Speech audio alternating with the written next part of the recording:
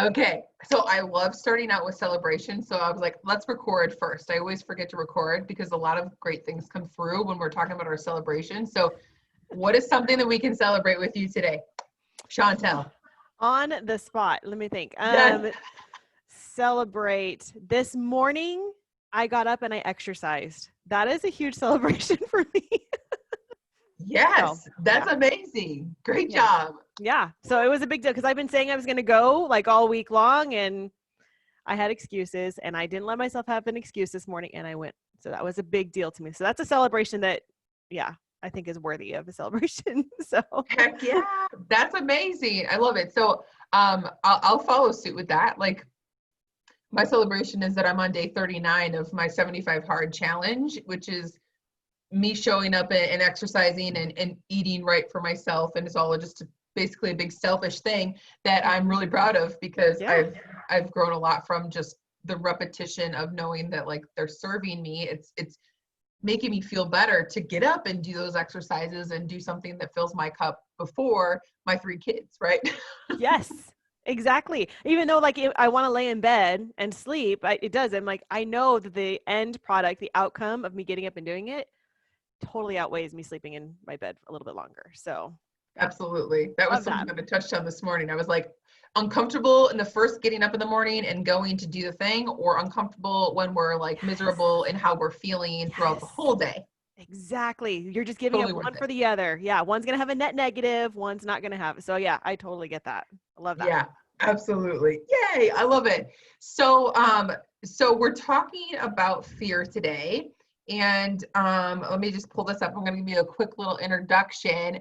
So Chantel is a mom of 4 children, ages 14 to 9, and lives in a small town in Arizona. She's a certified life coach, helping moms tame their anxiety once and for all. Like, that's amazing. What mom doesn't need that right now with COVID and all of the political and all of the racial and like the world Everything. and the state that we're in? Like, oh my gosh. So Chantel, thank you so much for your time today. Really excited to have you on the show and share more about your journey with fear, what that looks like for you, and any tools that you want to share with us. So thank you for coming on. Yeah. Yeah. I am super excited to be here and just talking about this. This is my favorite type of stuff to talk about. So it's gonna be fun. Yay. Fun conversation. Perfect. Great connection here already. So Yeah. I love to start out with something that is, maybe just fun or relatable, but what is an interesting fact about you that you would love to share with us? Fun, relatable. One that most people are surprised by is I am actually a certified wedding planner. Oh, Yes, I have never used it. It was a dream of mine growing up that I wanted to be a certified wedding planner and have like a. Did you ever see that movie with J-Lo, The Wedding Planner? yeah, that's what I instantly thought of. Yes. So as soon like I actually had wanted it before that. I will say that, but as soon as that came out, I'm like, this just is exactly what I wanted to do. So I made CDs because back then that's what we did. We made CDs of all the daddy-daughter dances and the Oh, mother-son dances. I mean, I had all of this in high school, and oh my then I did gosh. become a certified wedding planner. But I became a mom, and that just went out the window. So, but I love that kind of stuff. I love party planning. I love event planning, doing that kind of thing. So yeah, something kind of fun. That's amazing. I'm always curious to like see how things pull through in conversations and in stories. So it's really interesting because I mean, obviously that is a lot of like organization and like being Yes. on top of task management, like that kind of stuff. So the fact that you went and did that, like I'm sure that serves a huge purpose in how you run like your life, your Yep. family, and your business now with helping with anxiety, because that's something that I think as a wedding planner, like you have to be able to manage that kind of stuff. Yeah, you thrive on it actually. Like the Yeah, people that can't handle that, those are the ones that can't, they don't survive. So yeah, it totally is all correlated together. I see it now more than ever. I'm like, huh, right. I've been like laying the path this entire time to get me to where I'm at. So it's kind of fun. Yep. That's a beautiful thing. That's so cool. I love it. So are you originally from Arizona? I am. I'm Okay. born and raised. I live in a small town now. I grew up in Phoenix, actually, though. So I was in a big. I mean, I graduated with 2,000 people. I mean, it was a Dang. huge high school. Dang. And then my husband lives in this small town, and I think there was like 150 that he graduated with. So I live in a small town now. But yes, I'm born and raised in Arizona. So I graduated, I think it was 36 or 42, like less than 50 in my class. But my whole school from kindergarten to 12th grade was 500. Oh my gosh. Did you like that? Did you like the small, tight-knit school? I didn't know any different. So, I Okay. mean, I don't know. My husband's the opposite. Yeah, it's like 200 or 300 people, I want to say, in his class. And I was like, what is that like? Like that's, you met someone new every day, I'm guessing. Like, that's crazy. But It is yeah, different because like now living here in the small town and having my kids kind of go up the system, I'm like, I can see the benefit in being a smaller I mean, I graduated without that many people.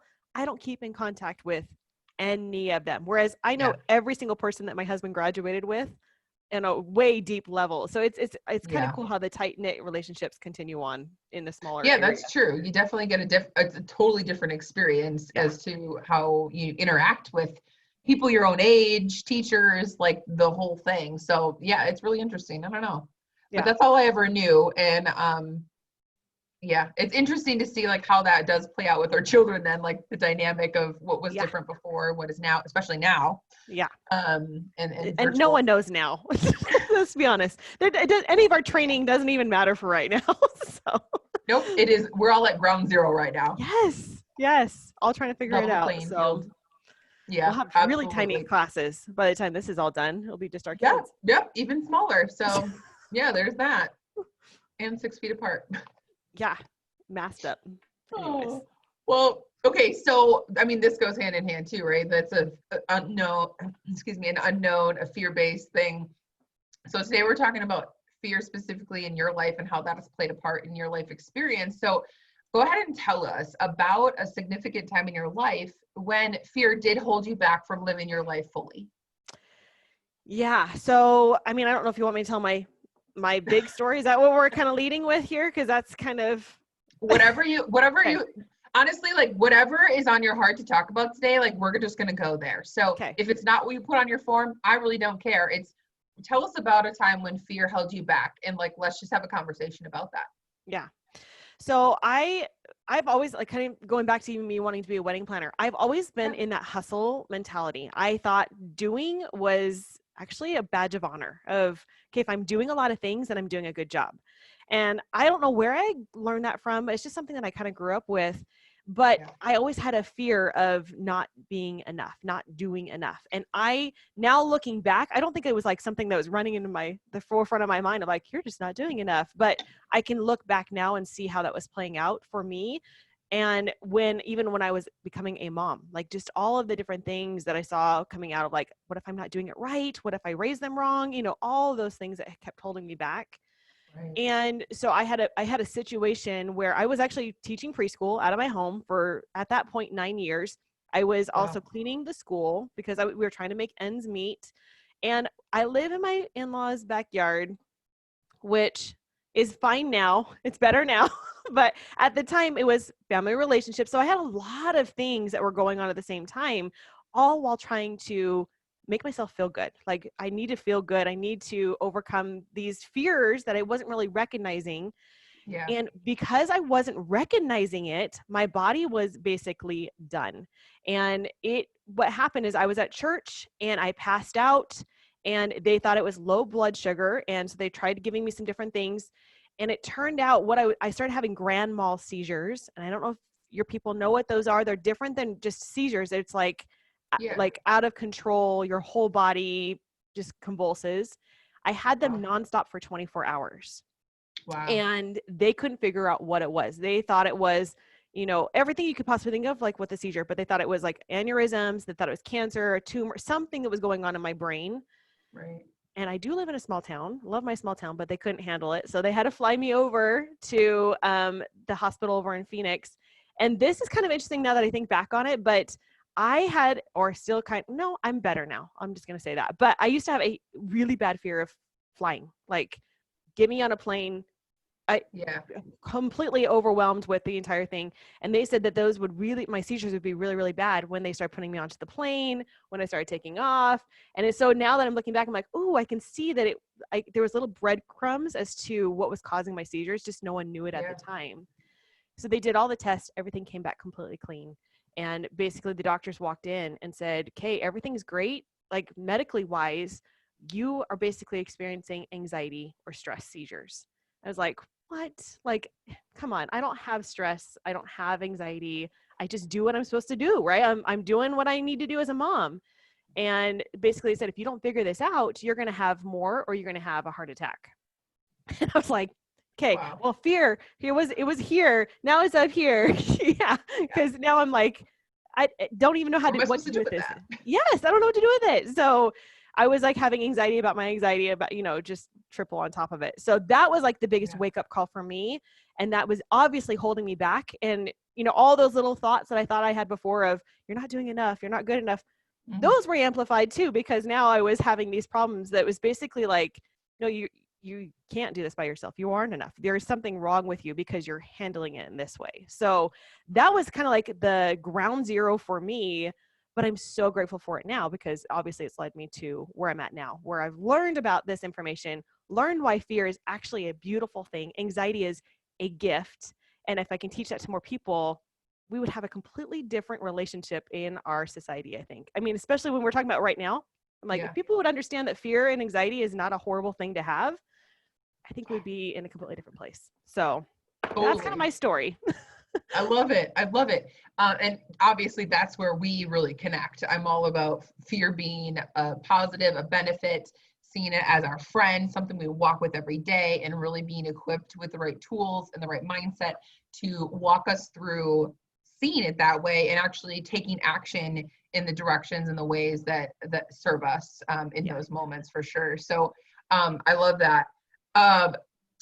One thing that really, I was like, oh, I want to ask about this. You mentioned like living close to your in-laws at one point, and you were like, oh, okay.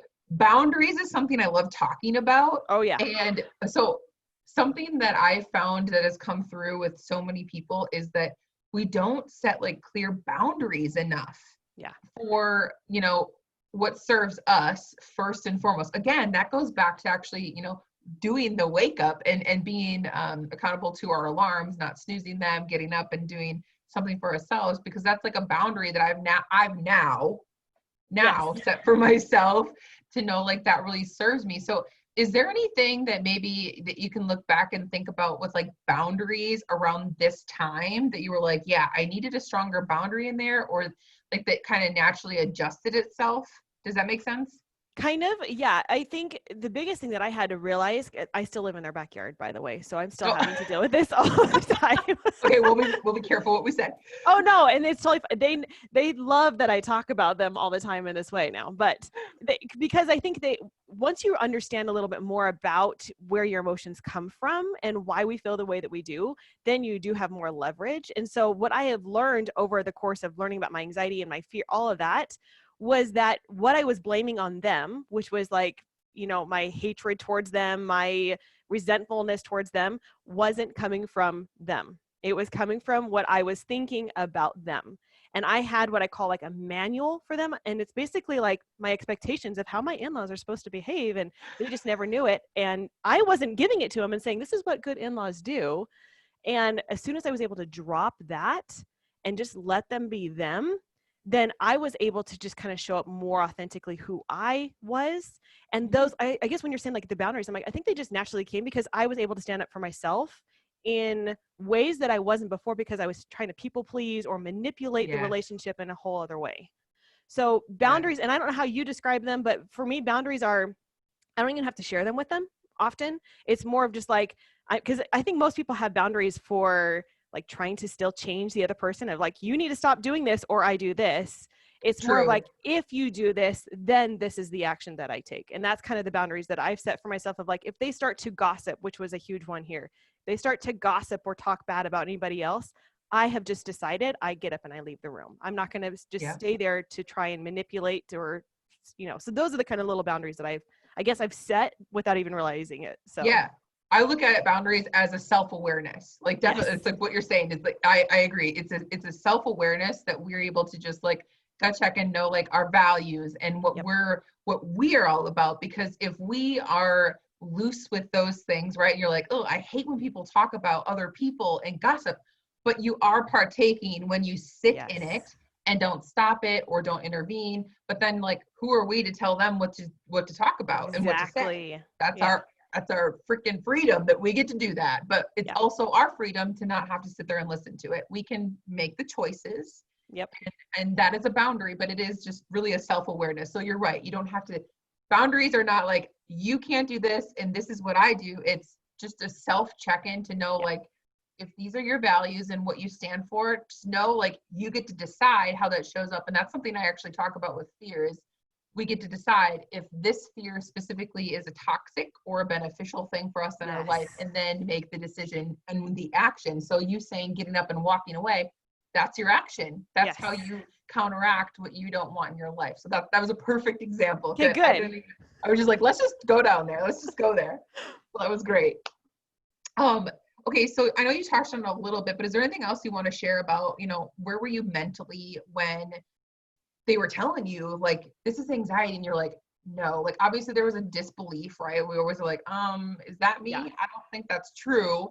But then like, how did you feel about yourself when you were really like coming around to figuring that out? So for the first couple of years afterwards, I will be very honest, I was angry. I was in a definite like angry state. I didn't want to talk about it because like I said before, I was teaching preschool. So I like had the preschool moms coming up to me and like, oh my gosh, I've never heard of this before. And it was in this, I just was angry that I had to experience that because it's not a typical thing for people to have anxiety seizures. And so it was judging myself of why couldn't I handle this? Why, why me? Why did this have to happen? And it lasted a good couple of years. Like even my husband would try and talk to me about different things and I would shut him down like about that. I was like, I don't even want to talk about it because I was in denial of, no, I wasn't stressed out. They had it wrong. They were, they just didn't want to do the more tests or I know what's better. It was like this pride central for me. But then what happened is my son, he was, I think 7 or 8 at the time, started having panic attacks as well at school. And so now, as moms, if something happens to our kids, we're more apt to taking action to help them than we are to ourselves sometimes. Yep. So I had that one wake-up call, but it wasn't a good enough wake-up call. So I had to have my son do something. Sure. So he started having some things at school and the teacher basically said, you need to get him help for his anxiety or he is going to be plagued with this later on in his adult life. And so I'm like, come on, like, here's me. Now I have to deal with him. And we did the counseling with him. We did, some meds with him. And I'm not saying there's not a place for that, but they weren't giving him tools to be able to kind of navigate that. And so I was on this quest to help him, which in turn definitely helped me. And so I started listening to like podcasts, like Jody Moore. Some of your people might know her. There's just other life coaches that are out there that start talking about it. And that's what kind of started helping me with my son. And I was like, okay, well, this is helping him. Maybe this can help me. But I was definitely probably 2 years at least that I was angry. Don't you dare try and tell me anything about it. I thought I knew better than what the doctors were basically saying. Because I was in denial. I'm like, and when we're talking about wearing that badge of honor, I did wear with a badge of honor. And that was my identity, was me doing these things. And now you're basically saying my identity was all wrong.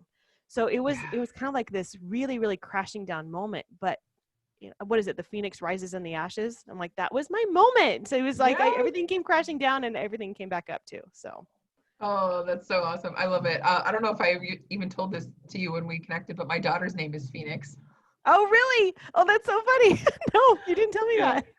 Yeah. So awesome. I love it. No, it's so interesting. And I mean, so many people can probably relate. Like, let us know in the comments. Can you relate to the story of, we need something bad was happening to you first, right? Mm-hmm. And then you're like, oh, that I managed it like we usually do. We figure it out when it's ourselves. But then when it is our children or someone close to us that we care about, like now it's like, oh, how can I help them? Yes. And it's so funny. We'll invest in our kids and we will invest in their health and we'll invest in, and I'm like, why do we do that? Because I was doing the exact same thing. I'm like, why is that as a mom that we kind of do that? And I'm trying to flip the script with what I'm doing now and saying like, moms, you need to be more selfish so that you can be more selfless. Like you need to be able to take care of you so that you can go take care of your kids. Because when I'm trying to fix my kid, when I'm having problems, I'm not in the right energy or the right space to be able to do that. So that's the other thing that I've noticed out of this too, is like, moms, you've got to wake up. We've got to stop thinking that our kids and our family comes first. It's a beautiful thing, but it's such a poisonous thought. So we've got to Yep. just start taking care of ourselves better. Yeah, absolutely. Absolutely. I couldn't agree more. Like, so moving from there, like talking about like relationships, right? We're kind of talking about like a family dynamic of relationships. How did the relationships in your life shift when you were, in the, maybe even in the 2-year span that you were figuring that out, the denial, all of that, or even moving out of that? Like, talk about relationships and connections in your life in relation to during this time in your life. Yeah, it gives me goosebumps right when you say that, because I'm like, this was some of my, yes, I was doing it for my anxiety. Yes, I was doing it for my fear, but relationships were some of the most tumultuous things that I had going on in my life. And Yeah, I always joke with people that we all have in-laws of some kind. Like it's either a sister-in-law, brother-in-law, like some kind of problem that we have, like a crazy person in our life that we just have a little bit of attention with. yeah. And I felt like I had been given the raw deck of cards because I Oh no, really had this belief that all of them were horrible people. they're And out to get me. yes, no, seriously. Or I was like, why? Because I would look at other people's families and I'm like, they're doing these family trips and they're just doing these beautiful things. And I would just judge myself for that all of the time. Yeah, Even my friendships. I mean, I had a big, huge group of friends, but I never felt very connected to them. I think I was yeah, still in this place of people pleasing. Like, oh, you guys want to go do this? Okay, yeah, I guess that's what we're going to go do. And I didn't know any different. But sure. now that I've kind of owned this and tried and played around with relationships and understand what relationships are, which this might blow some people's minds, it has nothing to do with the other person. Like 0% has to do with the other person. And if you can get to a place where you just have a really good relationship with this other person in your mind, because it's all about your thoughts, Yep. then they get to show up. I always think of it like relationships or our lives are like dogs or little puppies. And if you think of, I mean, okay, I have 2 dogs and I have a problem with them sometimes because they like to use my house as a backyard and poop and pee and all that stuff in there. But they can do that. And then like 20 minutes later, we're like, oh my gosh, you're the cutest thing ever, right?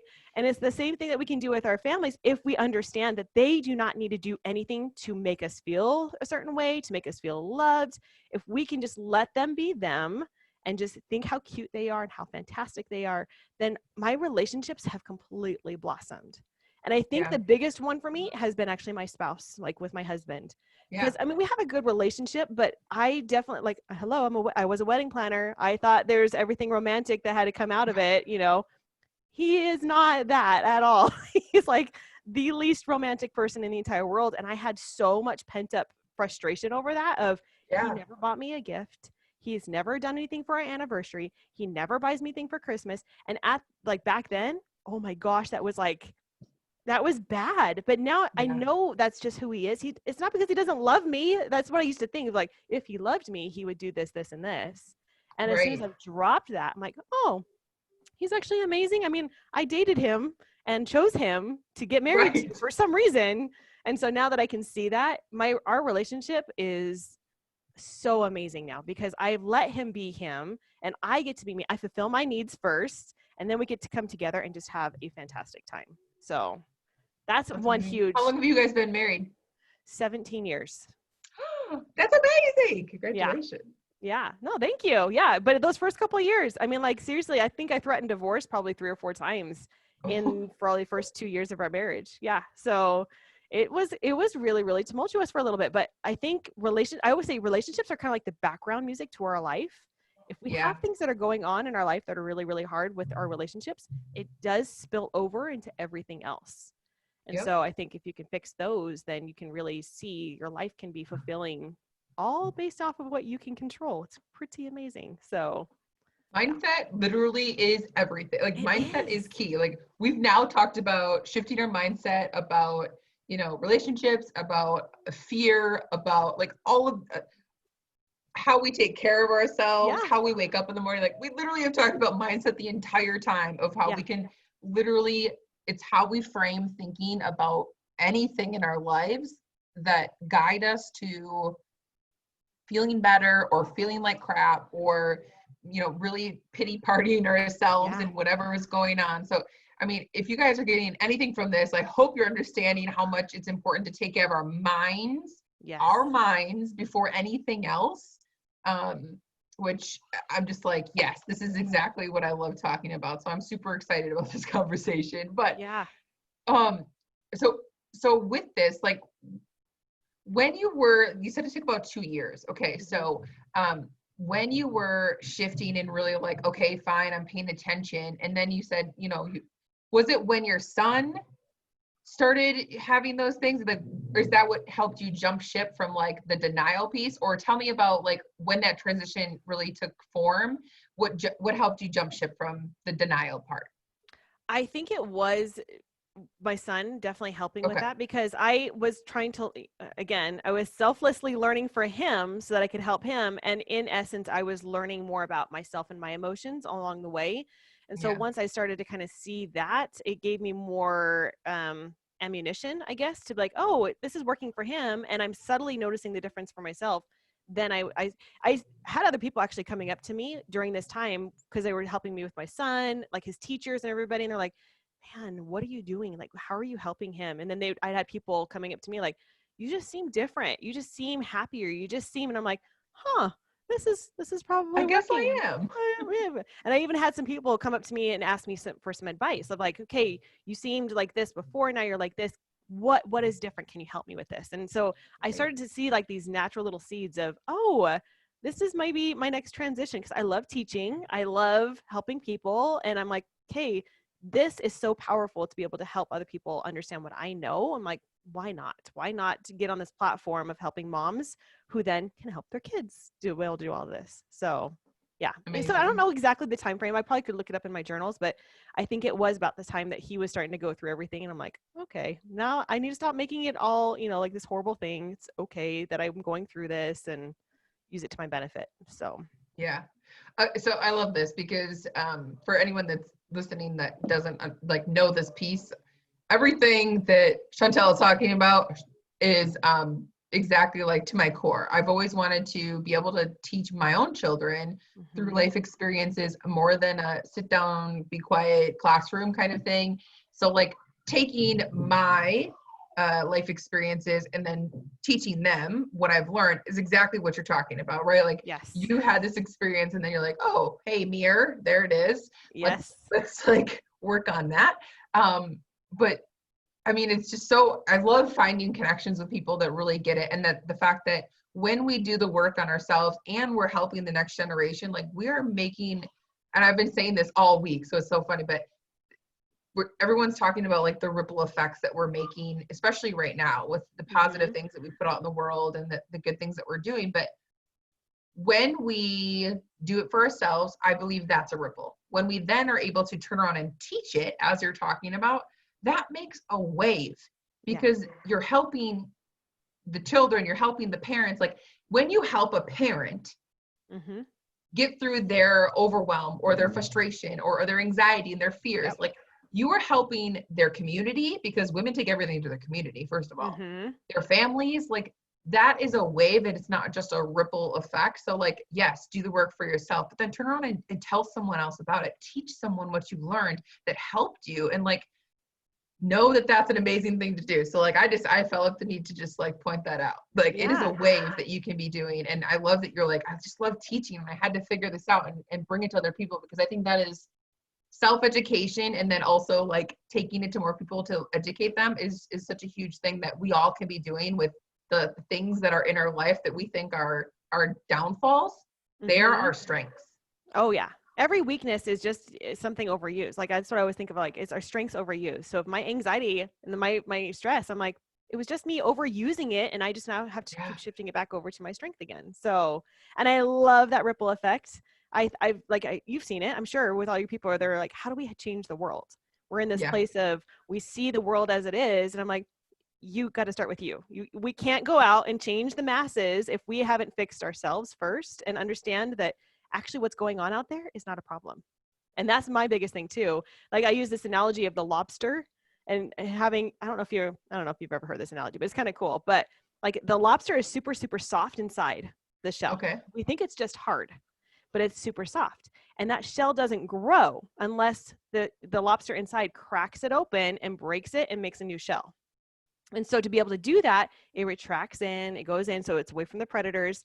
But every single time it builds a new shell, it gets stronger and stronger and stronger. And it doesn't stop growing until the day that it dies.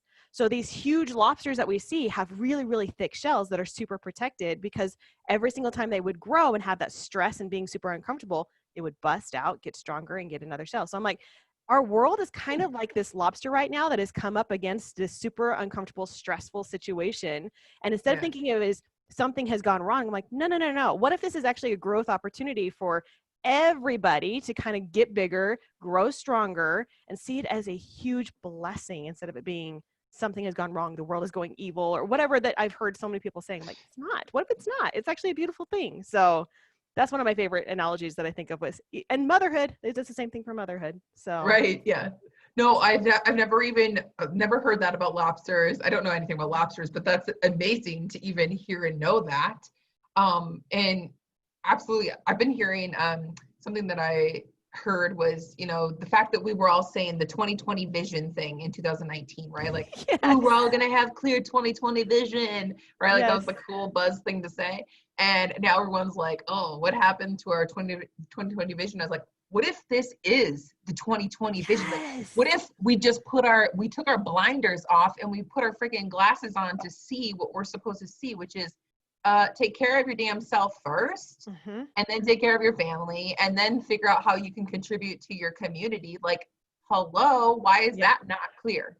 Why is that not the 2020 vision that we can see? Yeah. Well, and I do think of it.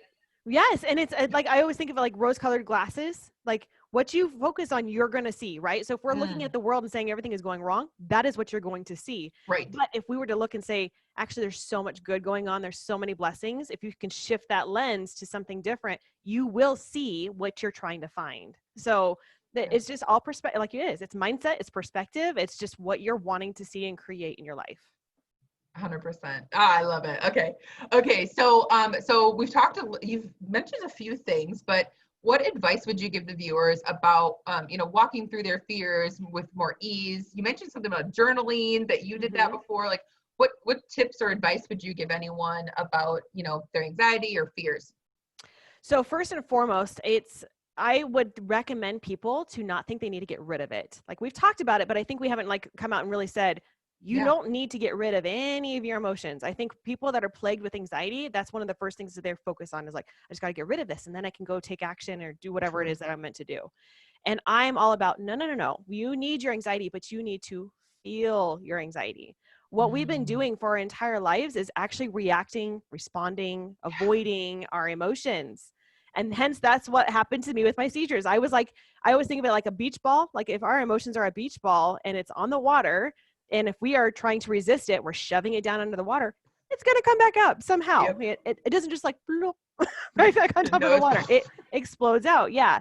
And some people, it's like mine. If you're blessed like me, come talk to me. But other people have it like migraines. They have it with IBS. They have it with, autoimmune is coming out to be more and more of just emotion suppression, which I thought was fascinating. But if we can learn how to feel it, then that beach ball just sits on top of the water, and it doesn't have to be suppressed or resist, and it just floats. So we don't need to get rid of our emotions. We need to understand how to feel them. We've just never been taught how. No one in high school walked up to us and said, okay, now that you're an adult, you need to understand how to feel your emotions. We've all been told our entire lives, stop feeling this way, knock it off, think happy thoughts. Yeah. And those don't help us. We're supposed to have our negative emotions just as much as our positive emotions. So I would tell everybody, if they are feeling a lot of fear, a lot of anxiety, is to learn how you can actually feel your emotions. When I say this, people start to freak out. They're like, this is just going to make it worse. It's going to make it more amplified. It's not. Because if you allow it to be there, it's just like that beach ball. It just floats around. It actually moves more. So I have what I call a calm method. And this is an easy acronym for people to kind of know what to do when they're in the moment with their anxiety, their fear, whatever it is. And the first one, that C, is confront it, meaning name the emotion that you're having. So if it is fear, it's like, hey, fear, I see you. I'm having some fear. Fear is coming from what I'm thinking. Yeah. And I do think of it like, if you can think of it like the Inside Out characters of, can you see it like that? It's this almost like this external thing of, this is just anxiety. It's happening right now. It's totally fine. It's not hurting me. And just saying that over and over again diffuses it, because you've now acknowledged that that's what it is. It's not something that's happening to you. It's like, I can do this. I can totally handle that. Right. It's almost like it's just not as scary. Like making sure that we don't make it worse than it already is really when you're calling it out. I feel like that's the differentiator, whatever the word is. I can't even say it. Anyways, I know. yes, I know what you mean. But to be able to label it, right? To Yeah. like give it the name, I think is really to like say like, instead of being like, I'm terrified, you know, maybe you're like, I'm a little scared. I'm a little nervous about it. And like not making it amplified more than it has to be. So, well, and what I've noticed too is people that we've never been aware of our emotions, for one. Like we kind of label all negative emotions as one thing. And True. so what I've noticed is like, I'll challenge my clients. If I could get you can't say anxiety for the next month that you're feeling anxiety. What emotion would it be? And it's fascinating that they always come back with like, oh, it was actually just frustration or embarrassment or an insecurity. And I'm like, isn't that interesting that we just default it right to anxiety just because we're just not aware of really what's going on? We've been resisting it so fast that we haven't let it just be there and realize, oh, it's not that big of a deal. It really isn't, because it isn't. It's just chemicals going through our body. Yeah. So that's the first one. Yeah. And it helps like bringing the spotlight on it and helps diffuse it. So that's calling it out. Yeah. Confronting it. The second one, A, is to allow it to be there. This is the one that most people are like, no, absolutely not. I will not allow it to be here. But this is where our thoughts are what create our emotions. So we got to get you out of your head. We got to get you into your body and let yourself feel the emotion. So I always tell people to scan their body. Where do you feel the anxiety? Where do you feel the fear in your body? Most people feel it in what I call the solar plexus, the center area. But sometimes it can be in your head, it can be in your arms, but just saying, okay, I'm feeling anxiety in my solar plexus. And then I tell people to relax into it. Because again, when we start to feel these emotions, we want to like tense up against it. Like, I can't do this, I can't do this. So if we can tell ourselves to relax into it, and I mean like literally tell yourself, relax your nose, relax your lips, relax your ears. Because you think that you're not, but as soon as you start to like pinpoint it, you'll notice your whole body just kind of like softens a little bit. Because we're just a human nature, like human nature is just to tense up against it. So relax into it and then breathe. I'm sure most of you people know that breathing is super important to do, but breathing into it, doing those deep belly breaths to try and get your nervous system to come down, and then describe what it looks like. So it could be a sludgy color. It could be red, blue, green, hot, cold. And this, when I'm describing this is such a beautiful exercise to do with our kids. So, but first, moms, you have to learn how to do it first before you can help narrate your kids through this. But this is something that is really powerful for our kids too, because they are so imaginative. They can see their emotions as a character, and it works just for us too, if we can do that. So that's the allow it. You just let it be there. And again, people think that when you do this, it's going to pass right through, like it's going to be gone after you let it be there. No, we're just letting it be there, letting it be on top of the water. And then the L is let it be, which is become friends with it. You need to see what this uninvited guest has to tell you. And you can look at it as the redheaded stepchild that has come in and you do not want it to be there, and you're resisting it and saying, get out, shove it out the door. Or you can just let it be. I'm like, okay, tell me what you got to tell me. Like, what do you need to tell me right now? And become really, really curious with it. And I can tell you from experience that as you do this, you almost become, it's almost like a humorous relationship of like, oh, here's anxiety again. It's come to join me for the day. It like has eased the tension around it. I just see it as just wants to be here. It's totally fine for it to be here. And then that last one is M, which is move with it. Most people think that they have to wait till they feel better to be able to do anything. And so they're like, okay, I'm just going to wait here, process this emotion, and I'm going to wait till I feel motivated. I'm like, no, you've allowed the emotion to be there. It's processing with you. Now get up and go do what you need to do. Because again, your emotion is not a negative thing. It's just there circulating in your body, and you can go do whatever it is that you need to do. So that's the calm method. And I know people, when they try it for the first time, they're like, I didn't see any difference. I'm like, of course you haven't. It's like going to the gym. You lifted weights and all of a sudden you're expecting it to be like you're, totally buff, and it's the same thing. You have to do it over and over and over. And then you will start to get stronger and stronger with it, and it'll happen easier. So build that calm muscle, people. Yes. Build that calm muscle. Yes. It's exactly it. So that's my biggest thing. And you can do this for any emotion. It's not just anxiety. It's just not fear. Like I even encourage people, do it with joy. Like, have you ever really felt joy in your body? I don't think you probably have. Because again, we kind of resist it because we're waiting for the other shoe to drop and we're waiting for the negative to happen. So it's both sides. We got to do both of them. Yeah. I think that's a conscious, unconscious thing, right? Like we're just always so busy, always doing all the next things. And that's where we're trying to like shove things down and not pay attention. And it's really being conscious of it and being like, oh, I could figure this out for joy too. Like that's a great point.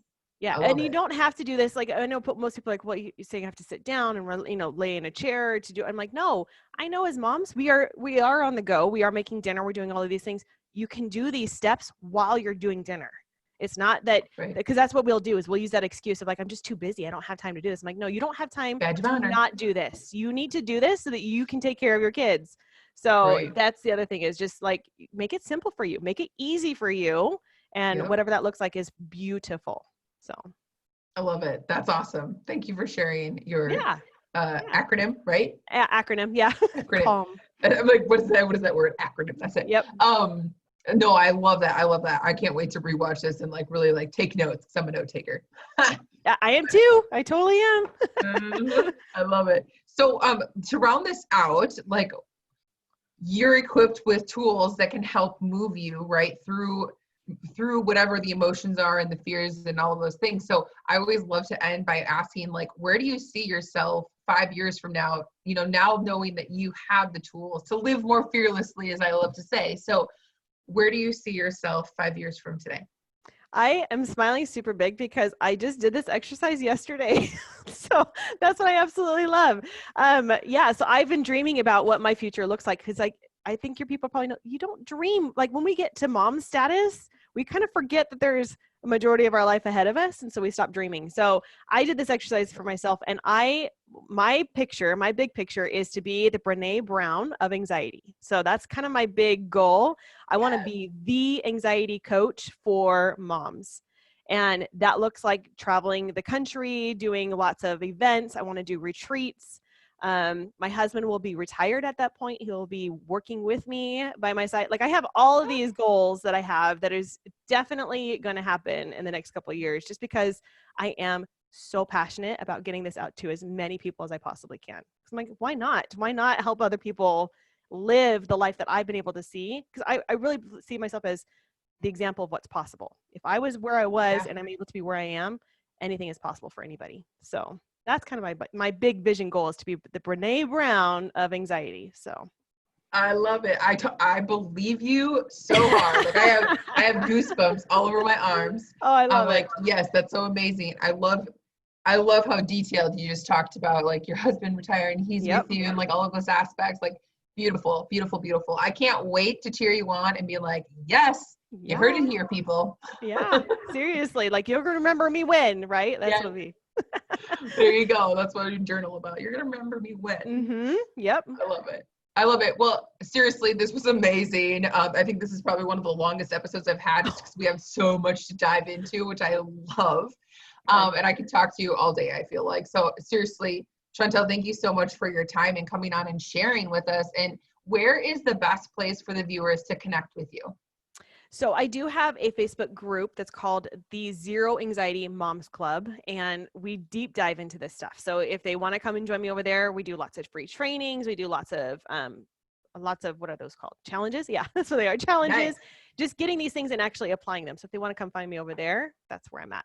So yeah, go find her over there. Get in that group. If I'm not in there already, I'm going right now. I love it. But thank you so much. And is there anything that you would like to leave the viewers with? Any last words from you? I think the last thing I would just tell people is that you are not broken because of your anxiety or your fear. You are not alone. Because I know oftentimes when you are feeling that way, it can feel like no one else understands you, that you are the only person that ever experiences that. And I would just encourage you not to listen to that little lie and just go see what's possible for you. Yes, perfect. I love it. Okay, thank you guys for watching. Remember to love yourself and live fearlessly. Have a great day, everyone. Bye.